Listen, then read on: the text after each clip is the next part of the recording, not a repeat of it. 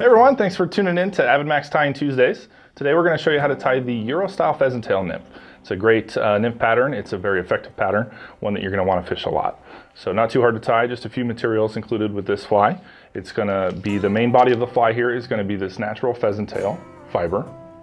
Our tail is going to be a little different on this one. Instead of using the pheasant tail, which you can do on this fly, I'm going to use this Coq de Leon black speckled Corzuno color. It's a great color. It's a nice brown color of the Coq de Leon fibers. Then we're going to use a tungsten bead on this fly. This is the MFC jig bead. We're going to do a jig style. That's kind of what makes it the Euro style pheasant tail here. And then we're going to have our thorax dubbing is the SLF synthetic living fiber. This is the brown stone nymph color, which is a great color for this fly. And then it'll be ribbed with our small copper wire. All right, so we got our hook ready to go here. I got the tungsten bead on there, the nice jig bead. You can see it's slotted. And then all I've done is wrapped about 10 wraps of the lead wire, the 015 lead wire there. And I kind of smushed it a little bit and pushed it up into the jig bead just to keep it clean there. All right, so now we can start our thread right behind that lead wire there. The thread I'm using today is this Vivis. It's a 10-aught, and it's the fluorescent orange. It's their D23 color. Just adds a little nice hot spot right at the front of the fly when you're all finished off. But real simply, we're just going to start right behind the lead there and build ourselves a bit of a thread ramp. Keep that wire in place and kind of start our taper to this fly. So once you have your ramp kind of built up, you can transition onto the lead and cover that up nicely, keep it all in place there. And then we'll come back and prepare to wrap our tail in. So this is the Coq de Leon tailing fibers. I love these tailing fibers, kind of in place of pheasant tail. They're just real stiff, nice and durable, and they look great too. They have that nice barred speckled color to them. So I'm gonna pull some fibers, prep them back, and just pull them right off of the feather there, and just keep them all together, keep the tips aligned like so. And then I'm going to measure them out and do right about the shank of the body and the length of the tail here. You can kind of check that. Pull them just a little bit there and then tie them down.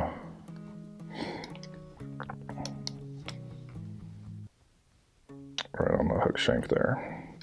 So we can come back in, clip off the excess that we have.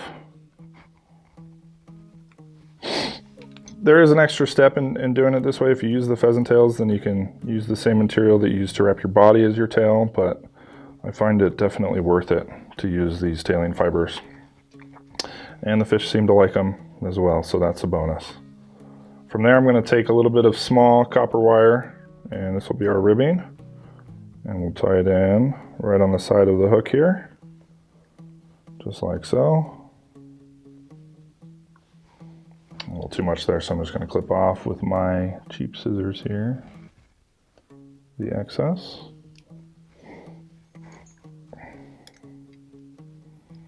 And then we'll be able to wrap in our pheasant tail material. This is the natural pheasant tail color for this fly. And I have 6 or 7 individual fibers here that I'm going to tie in together. And we'll lay those on the hook shank as well. And tie them down.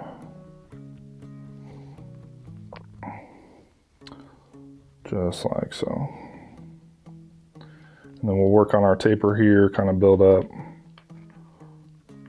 the front and get ready to wrap our pheasant tail forward. So just like so, you can come back and then do a nice little half hitch on the front, keep everything locked in. Throw your bobbin on the bobbin cradle, and then grab your pheasant tail fibers and begin to wrap those around. So just nice touching wraps. Cover up our body here, all the way to the front of the fly.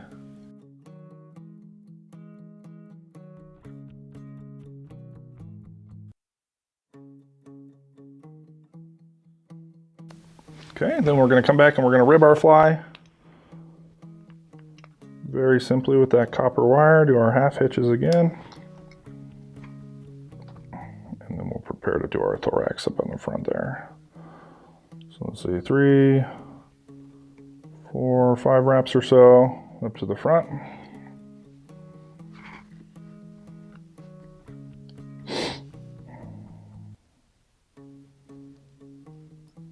Capture our wire tied off real snug.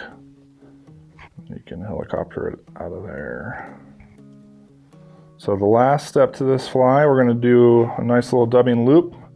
We're going to add in some of that synthetic living fiber, which is a great buggy looking material. It gives just a nice picky look when you're all done there. So we're going to do a closed dubbing loop.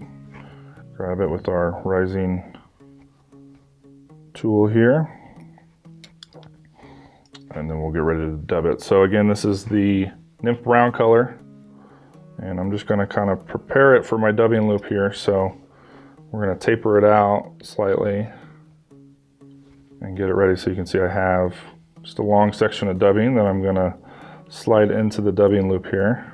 And I do the dubbing loop just because you can get it to be a little bit pickier than just doing a dubbing noodle. So a little extra effort, but it's totally worth it in the finished fly, in my opinion. So we kind of captured it there. Hopefully you can see that, and then I'm gonna just kind of pull it out and position it how I want it. Try and get it nice and even in there, just like so. And then we're gonna spin it.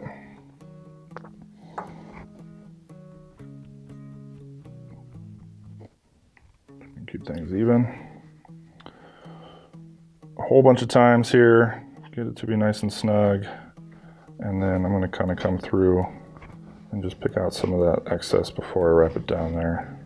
Some of that duff that'll come out. I want the picky fibers more than anything. That looks pretty good there.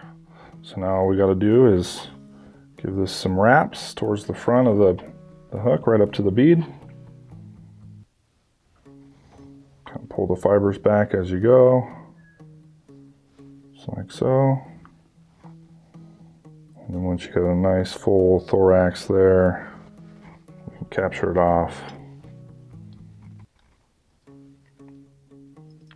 with our thread here. This is a great fly to fish pretty much year round. You can tie it in a large variety of sizes. If you're a competition or Euro style nymph fisherman, it's a must-have. Or if you just like indicator fishing and you prefer to use, the flies as your weight to get into the water column where you need to be, instead of split shot and different options, this is a great fly to have in your box. So we'll whip finish it, and I'm going to do it maybe a few extra times here, a couple whip finishes just to build up that nice hot spot color on this fly. From there, you could leave it as is, or I'm going to come back in and add just a little bit of Zap-A-Gap. This is the CA+. This is stuff I use just about on every fly. Great, quick dry glue. And then we'll take our bodkin there, just got a little bead of glue, just to make it a little bit more durable. Help get through dozens and dozens of fish before it finally fails on you. And maybe we'll even come in and do a little bit of dubbing brush here just to get it extra picky there. There we are. There's the finished, completed Euro style pheasant tail.